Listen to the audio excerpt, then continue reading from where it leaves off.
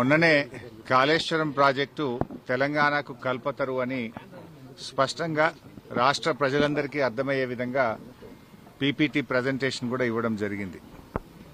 సరే, రాజకీయ దురుద్దేశంతో కాంగ్రెస్ పార్టీ ఈ కమిషన్ను ఏర్పాటు చేసిన న్యాయ వ్యవస్థ మీద, రాజ్యాంగం మీద పూర్తి గౌరవము, విశ్వాసం ఉన్నటువంటి పార్టీ బీఆర్ఎస్ పార్టీ.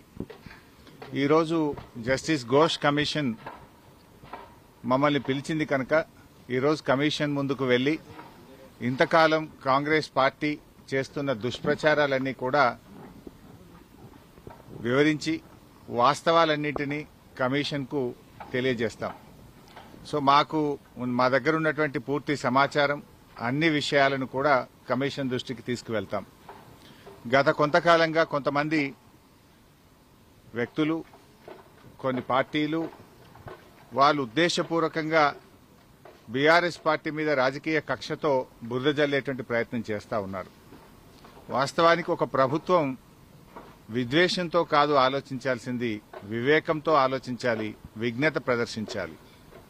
కానీ నేడు కాంగ్రెస్ ప్రభుత్వం విద్వేషంతో, రాజకీయ దురుద్దేశంతో మా మీద బురద జల్లాలని ఇవాళ రాష్ట్రానికి అన్యాయం చేస్తున్నారు. ముఖ్యంగా రైతులకు అన్యాయం చేసే ప్రయత్నం చేస్తూ ఉన్నారు.